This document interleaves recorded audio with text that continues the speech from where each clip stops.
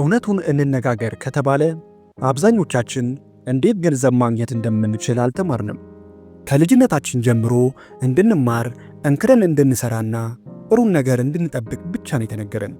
ነገር ግን ከዛሬ ጀምሮ በሕይወታችሁ ውስጥ ልታደርጓቸው የምትችሏቸውን ትንንሽና ኃይለኛ ለውጦች ወደ ህልማችሁ አዲስ ምዕራፍ እንድትቀርቡ የሚገፋፏችሁ ነገሮች ሊሆኑ ይችላሉና በዛሬው ቪዲዮአችን በአጭር ጊዜ ውስጥ ገንዘብ እንዴት እንደምታገኙ ነግራችኋለሁ። ሁልጊዜ እንደምላችሁ ሰብስክራይብ፣ ላይክ፣ ሼር ማድረግ እንዳትረሱ። ቪዲዮውን ላይክ በማድረግ ጀምሩ። ወደ ቪዲዮ።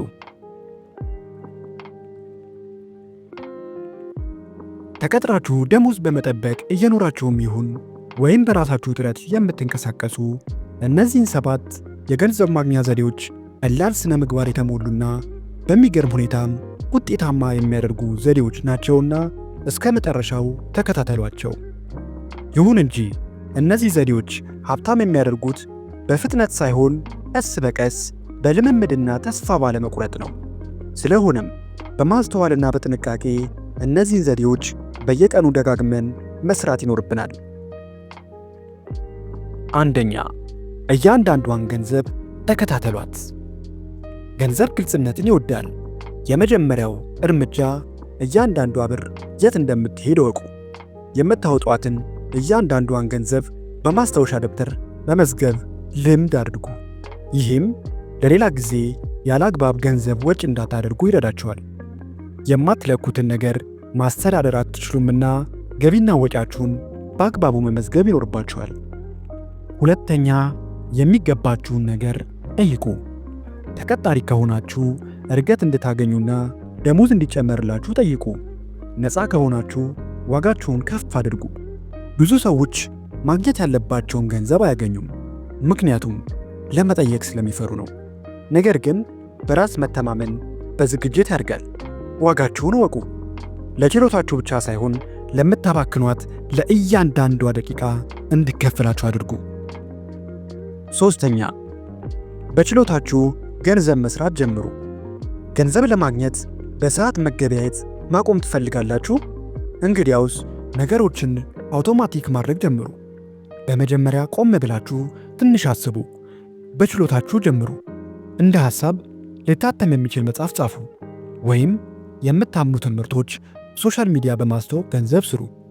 ቋሚ ገቢ አፈ ታሪክ አይደለም። ብዙ እልህ አስጨራሽ ሥራ ከረጅም ጊዜ ሽልማት ጋር ነው። አንድ ጊዜ ጀምሩ፣ ከዛም ለዘላለም አትረፉ። አራተኛ፣ የያዛችሁትን ንብረት ሽጡ። ዙሪያችሁን ተመልከቱ። ቁምሳጥናችሁ፣ ያገለገሉ ዕቃዎቻችሁ፣ አሮጌ የኤሌክትሮኒክስ ንብረቶቻችሁ፣ እነዚህ ሁሉ የተደበቁ ገንዘቦቻችሁ ናቸው። ዝም ብለው የተቀመጡ ጥቅም ላይ ያልዋሉ ዕቃዎችን መሸጥ ፈጣን የገንዘብ ድጋፍ ሊሰጣችሁ ወይም የክሬዲት ካርድን ለመክፈል ሊረዳችሁ ይችላል።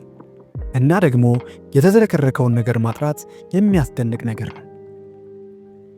አምስተኛ፣ ከፍተኛ ገቢ ያለውን ስኪል ተማሩ። ይህ ጨዋታውን ቀያሪ ነው። ሰዓታችሁም ሰዎች ብዙ ብር ሊያገኙበት በሚችሉባቸው ሙያዎች ላይ ኢንቨስት አድርጉ።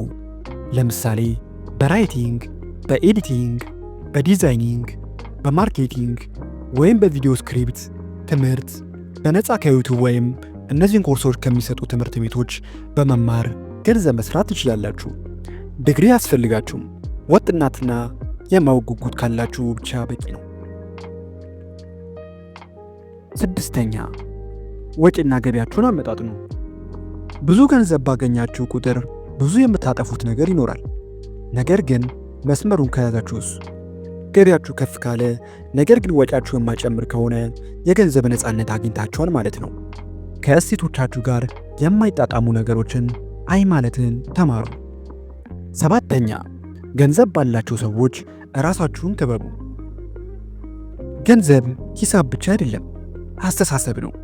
የምትከተሏቸው ሰዎች፣ የምትጠቀሟቸው ይዘቶች፣ የምታደርጓቸው ንግግሮች የወደፊት የፋይናንስ ሁኔታዎችን ይቀርጻሉ። ስለዚህ የእናንተ አርአያ የሆኑ ሰዎችን ተከተሉ። በዙሪያዬ ማን አለ? በምን አይነት አጥር ነው የተከበብኩት?